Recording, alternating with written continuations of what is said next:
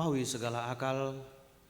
Itulah yang memelihara hati dan pikiranmu di dalam Kristus Yesus Tuhan kita. Amin. Bapak, Ibu, saudara-saudari yang dikasihi Yesus Kristus, firman Tuhan bagi kita dalam ibadah kita sore hari ini dari surat Rasul Paulus kepada jemaat Galatia, pasal yang ketiga, dimulai dari ayat 23 hingga 29. Saya akan bacakan bagi kita, marilah kita ikuti dalam hati kita masing-masing. Demikian firman Tuhan. Sebelum iman itu datang, kita berada di bawah pengawalan hukum Taurat dan dikurung sampai iman itu telah dinyatakan. Jadi hukum Taurat adalah penuntun bagi kita sampai Kristus datang, supaya kita dibenarkan karena iman. Sekarang iman itu telah datang, karena itu kita tidak berada lagi di bawah pengawasan penuntun. Sebab kamu semua adalah anak-anak Allah karena iman di dalam Yesus Kristus. Karena kamu semua yang dibaptis dalam Kristus telah mengenakan Kristus. Dalam hal ini tidak ada orang Yahudi atau orang Yunani, tidak ada hamba atau orang merdeka, tidak ada laki-laki atau perempuan, karena kamu semua adalah satu di dalam Kristus Yesus. Dan jikalau kamu adalah milik Kristus, maka kamu juga adalah keturunan Abraham dan berhak menerima janji Allah. Demikian firman Tuhan. Bapak Ibu yang dikasihi Tuhan kita Yesus Kristus, saya ingin memulai khotbah ini dengan satu pertanyaan. Menurut saya ini sangat penting kita renungkan masing-masing, yaitu sampai di mana kebanggaan kita atas diri kita yang sekarang ini? Sampai di mana rasa syukur kita atas status kita yang sekarang ini? Anak-anak kami laki-laki, sampai di mana rasa banggamu diciptakan Tuhan sebagai laki-laki? Demikian juga anak-anak kami perempuan, sampai di mana rasa syukurmu, rasa banggamu Tuhan menciptakan engkau dengan jenis kelamin perempuan. Bagi kita juga orang tua, sampai di mana rasa syukur kita atau kebanggaan kita hingga saat ini kita telah memiliki atau menyandang status orang tua. Pertanyaan ini sangat penting sebenarnya, karena ada orang yang terlalu bangga dengan statusnya sekarang ini. Ada orang yang terlalu bangga menjadi laki-laki sehingga dia sangat merendahkan perempuan. Ada yang terlalu bangga dia telah menjadi orang tua sekarang ini sehingga dia merendahkan kaum muda. Tapi demikian juga sebaliknya, ada orang yang tidak bangga dengan dirinya yang sekarang ini sehingga dia ingin menjadi orang lain. Dia menyesali mengapa Tuhan menciptakan saya dengan status seperti ini. Saya maunya seperti itu. Tidak jarang juga orang tua berkata, mengapa saya terlalu cepat tua? Mengapa saya terlalu cepat menjadi orang tua? Tidak bisakah saya menjadi orang muda lagi? Karena betapa indahnya menjadi orang yang muda dan lain sebagainya. Jadi ketika kita tidak bisa memahami rencana Tuhan dalam hidup kita, kita tidak bisa memahami atau menempatkan kebanggaan kita atas siapa diri kita saat ini, maka itu sangat berbahaya dalam kehidupan kita. Itulah yang dinamakan fanatisme, atau di sisi lain ketidakfanatikan. Fanatik dan tidak fanatik. Dan ada orang yang pintar mengatakan salah satu sifat manusia yang paling sulit diubah adalah fanatisme. Sikap membanggakan, mengidolakan, atau mengagungkan suatu prinsip tertentu, suatu status tertentu dengan tidak mau menerima perbedaan dengan orang lain. Sehingga apapun akan dia lakukan supaya apa yang dia pahami diterima oleh orang lain. Atau sebaliknya, apa yang tidak dia pahami juga diterima orang lain. Kalau berbicara dengan status kita yang tadi, orang yang fanatik dilahirkan sebagai anak laki-laki, dia akan sangat bangga dengan statusnya sebagai laki-laki dan akan merendahkan kaum perempuan. Atau sebaliknya, dia menyesali dirinya dengan keadaannya yang sekarang dan ingin menjadi orang lain. Itu sama berbahaya. Ketika kita harus memaksakan apa yang kita pahami, apa yang kita kehendaki untuk dilakukan juga oleh orang lain. Bapak Ibu yang dikasihi Yesus Kristus, itu juga lah yang terjadi dalam nas ini ketika Rasul Paulus melihat jemaat di Galatia yang pada umumnya berlatar belakang orang Yahudi. Mereka sangat fanatik dengan keyahudian mereka. Mereka bahkan menghalalkan segala cara, melakukan segala upaya bagaimana supaya setiap orang yang mau menjadi Kristen harus diyahudikan dulu. Artinya diyahudikan, harus dijadikan dulu mereka menjadi Yahudi dengan cara disunat dan harus mengikuti aturan-aturan atau hukum Taurat atau titah yang berlaku dalam agama Yahudi. Kalau kita selidiki hukum Taurat yang mereka lakukan atau ikuti selama hidup mereka, bukan hanya ke-10 hukum Taurat yang diterima oleh Musa di Gunung Sinai, tetapi mereka telah mengembangkannya hingga 613 pasal yang harus mereka ikuti. Dan ini adalah syarat utama barang siapa dari non-Yahudi ingin menjadi orang Kristen dan hidupnya sempurna, hidupnya selamat, harus menuruti seluruh hukum Taurat 613 itu. Tentunya Bapak Ibu yang dikasihi Yesus Kristus, ini menjadi batu sandungan bagi orang-orang non-Yahudi yang ingin menjadi Kristen, yang ingin menerima keselamatan dari Yesus Kristus. Karena bagaimanapun kehebatan seseorang pasti tidak akan bisa sempurna melakukan hukum Taurat. Karena kita adalah manusia yang lemah, manusia yang sering ditaklukkan oleh dosa. Coba kita bayangkan, sedangkan kita yang hidup saat ini hanya dituntut untuk melakukan 10 hukum Taurat pun kita sudah sering melanggar. Baru 10. Apalagi kalau 613.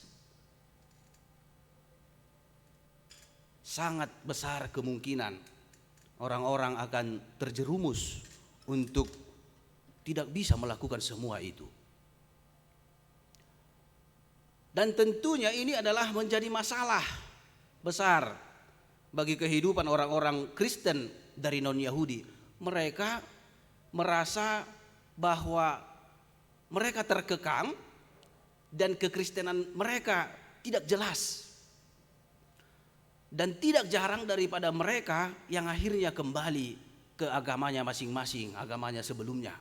Karena mereka ragu, walaupun kami sudah Kristen, tetapi karena kami tidak mampu mengikuti seluruh hukum Taurat, tidak mungkin kami menerima keselamatan. Itulah yang terjadi. Oleh karena itulah Rasul Paulus menulis suratnya kepada jemaat di Galatia. Bukan demikian sebenarnya. Memang di satu sisi ada baiknya kita memiliki fanatisme ketika kita benar dan hidup dengan kebenaran yang kita anut. Tetapi ketika kita memakai fanatisme kita ini untuk mengekang orang lain, untuk menghakimi orang lain, bahkan menuduh orang-orang Kristen dari kalangan non-Yahudi tidak sempurna kekristenannya, itu adalah suatu kesalahan yang besar. Tetapi Rasul Paulus mengingatkan, bukan lagi hukum Taurat yang menentukan apakah seorang itu benar-benar Kristen atau tidak, tetapi iman. Imanlah yang utama. Oleh karena imanlah kita menerima keselamatan dari Yesus Kristus. Bukan berarti Rasul Paulus ingin meniadakan hukum Taurat. Bukan berarti dia mengatakan tidak perlu lagi melakukan hukum Taurat atau adat-adat istiadat orang Yahudi. Tetapi dia juga mengakui pentingnya hukum Taurat, di mana tadi dikatakan di ayat 24, jadi hukum Taurat adalah penuntun bagi kita sampai Kristus datang.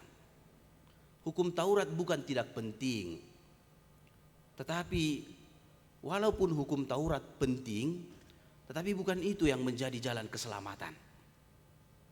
Bukan itu yang menentukan seseorang selamat atau tidak, hidup atau tidak. Tetapi yang menentukan adalah hanya iman kepada Yesus Kristus. Dan hukum Taurat juga penting, di mana hukum Taurat itulah yang memelihara hidup kita, itulah yang mengingatkan kita, itulah yang menyadarkan kita akan kesalahan kita, akan dosa-dosa kita, dan itulah yang mengarahkan kita supaya beriman kepada Yesus Kristus. Tetapi yang utama adalah iman kepada Yesus Kristus, percaya kepada Yesus Kristus. Dan ini jugalah yang ingin diingatkan nas ini kepada kita. Ketika kita adalah menamakan dirinya sebagai orang-orang percaya, jangan hanya status sebagai orang percaya, tetapi kita harus benar-benar memiliki iman kepada Yesus Kristus, bahwa Yesus adalah jalan kepada keselamatan. Dan apa gunanya kita memiliki iman atau kepercayaan? Di sini Rasul Paulus menjelaskan, yang pertama adalah ketika kita beriman atau percaya kepada Yesus Kristus, maka kita sudah menjadi anak-anak Allah. Sebagaimana topik minggu kita mengatakan, kita adalah anak-anak Allah di dalam iman kepada Yesus Kristus. Kita anak-anak Allah. Coba kita lihat bagaimana hidup seorang anak di tengah-tengah keluarga. Tentunya selain memiliki hak, dia juga harus melakukan tanggung jawabnya sebagai anak. Dia harus hidup sesuai dengan aturan-aturan yang berlaku di rumah tangga itu. Dia harus taat kepada orang tuanya. Dia harus mengasihi sesama anggota keluarganya, saudara-saudaranya, adiknya, kakaknya. Maka demikian juga hidup orang percaya, hidup orang Kristen yang beriman kepada Yesus Kristus. Karena kita semua adalah anak-anak Allah, kita harus taat kepada perintah Allah sebagai Bapa kita, dan kita juga harus saling mengasihi sesama anak Allah. Dan yang kedua, seorang anak di tengah-tengah keluarga, dia sangat bergantung kepada orang tuanya. Dia pasti tidak bisa hidup di luar keluarga. Dia tidak bisa hidup di luar orang tuanya. Hidupnya bergantung kepada orang tuanya. Demikian juga kita, anak-anak Allah. Hidup kita harus bergantung kepada Allah. Artinya kita harus menggantungkan hidup kita ke dalam tangan Tuhan, karena Dialah Bapa kita. Dialah orang tua kita yang sanggup memberikan segala kebutuhan kita di dalam keluarga Kristen. Jadi anak-anak Allah bukan hanya sekedar status sebagai anak, tetapi ada di situ hak dan tanggung jawab yang harus kita lakukan. Yang kedua, bagaimana hidup orang-orang yang beriman atau percaya kepada Tuhan. Orang-orang yang percaya atau beriman kepada Tuhan telah menjadi satu di dalam Tuhan. Artinya tidak terpisahkan oleh suku, oleh ras, oleh jenis kelamin, oleh latar belakang. Tadi Rasul Paulus berkata di ayat 28, Dalam hal ini tidak ada orang Yahudi atau orang Yunani, tidak ada hamba atau orang merdeka, tidak ada laki-laki atau perempuan, karena kamu semua satu di dalam Kristus. Jadi kita satu di dalam Kristus, sehingga jangan membeda-bedakan antara suku, ras, latar belakang, dan lain sebagainya.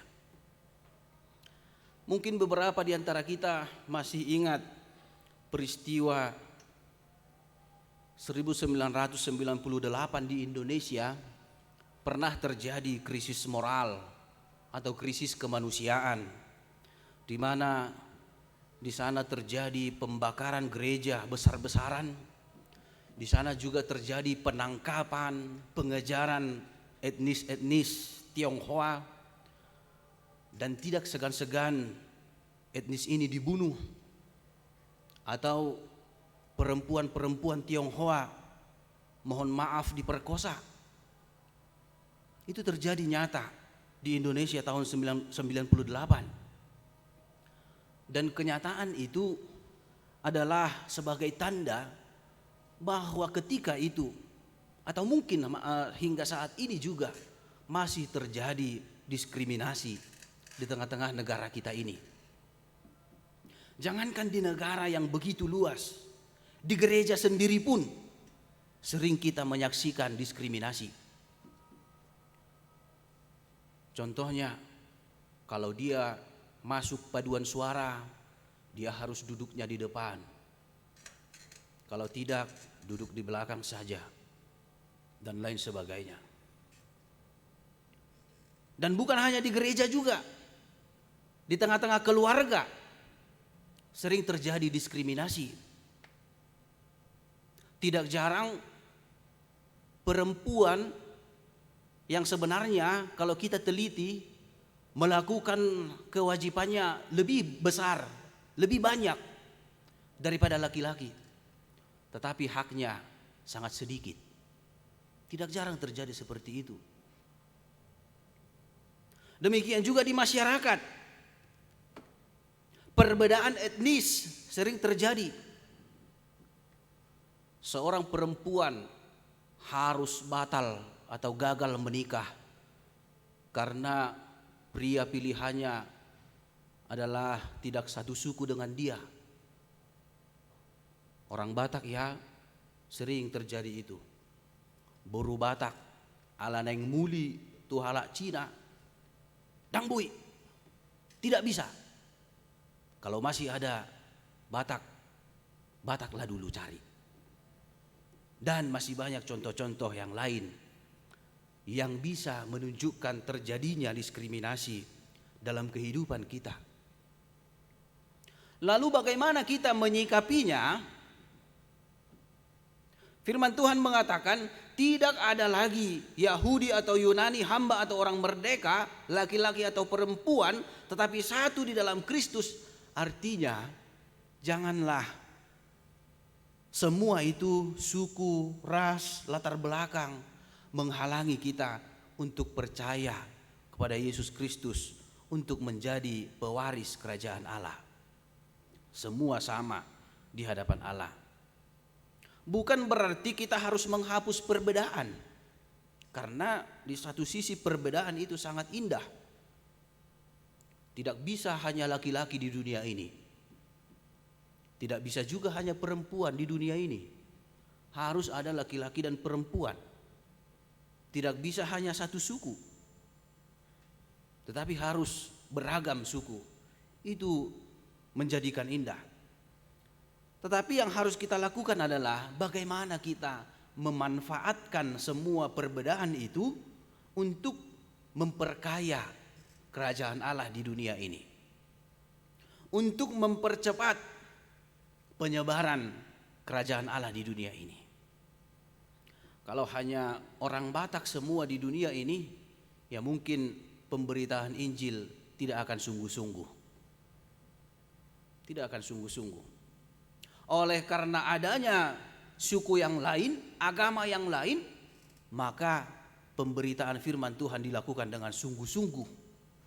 Karena ada tantangan dari luar kekristenan, maka pemberita Injil sungguh-sungguh untuk memberitakan Injil supaya kerajaan Allah semakin menyebar.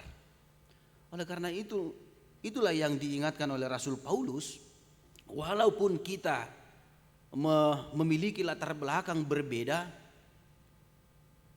pengetahuan yang berbeda, janganlah kita pakai itu untuk memandang rendah orang lain, memandang kecil orang lain, tetapi bagaimana supaya kita bersama-sama bertumbuh dan berkembang dalam iman kepada Yesus Kristus.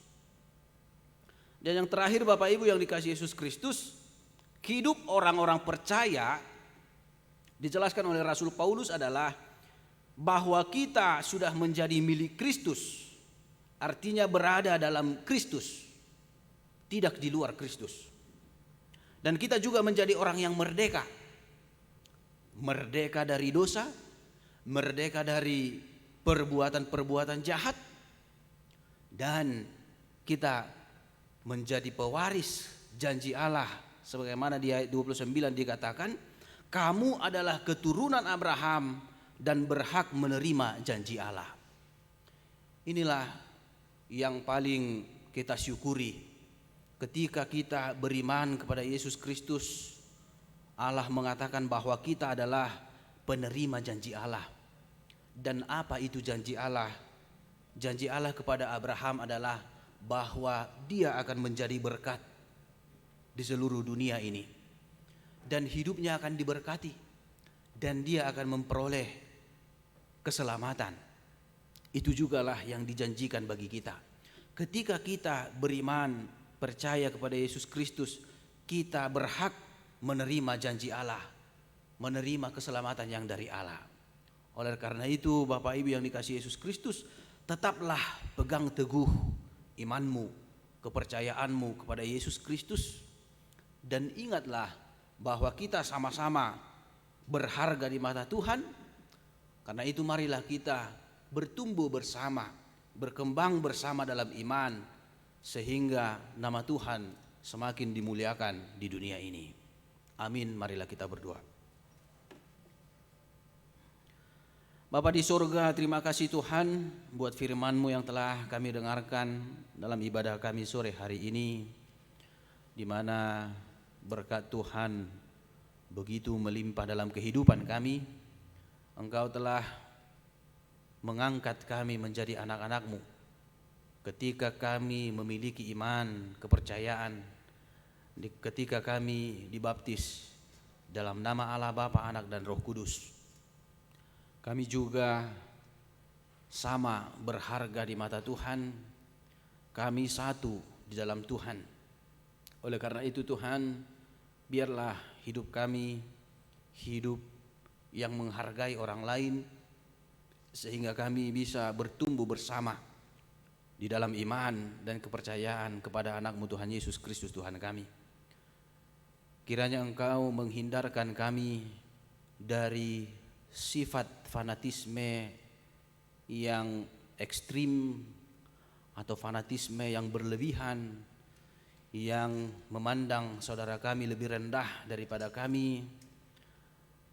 Dan biarlah Engkau menghindarkan kami Tuhan dari sikap yang lebih mementingkan diri sendiri, tetapi biarlah kami menghargai saudara-saudara kami dan menganggap mereka sebagai anak-anak Tuhan, saudara kami di dalam iman kepada Yesus Kristus Tuhan kami.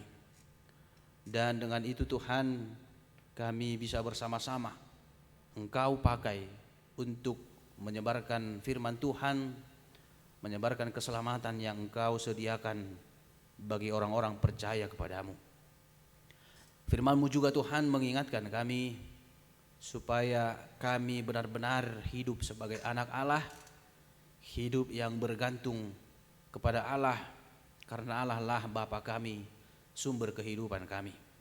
Dan biarlah kami juga Tuhan, melalui perbuatan kami yang seturut dengan kehendak Tuhan, kami menjadi pewaris atau penerima janji Allah, sebagaimana yang Engkau janjikan kepada Abraham, bahwa kami orang-orang yang percaya kepadamu akan beroleh kehidupan yang kekal ketika kami senantiasa memegang teguh iman dan kepercayaan kami kepadamu. Kami memohon Tuhan, biarlah Roh Kudus bekerja dalam hidup kami, dalam hati dan pikiran kami, sehingga kami tetap beriman, percaya, menggantungkan hidup kami kepada Yesus Kristus yang Juru Selamat kami. Berkati seluruh kehidupan jemaat-Mu, seluruh pekerjaan mereka, seluruh anak-anak, orang tua, dimanapun mereka berada Tuhan. Terlebih kami yang bisa berkumpul di rumah Tuhan yang kudus ini, sehingga kami dapat bersuka cita, memuji memuliakan Tuhan, bersuka cita ketika kami telah menerima kekuatan melalui firman-Mu yang kudus. Berkati juga seluruh pelayanan gereja-Mu, sehingga berjalan sesuai dengan kehendak-Mu dan menjadi kemuliaan bagi nama Tuhan. Terpujilah nama-Mu Tuhan, dengarkanlah doa kami. Di dalam nama Yesus Kristus kami bersyukur dan berdoa. Amin.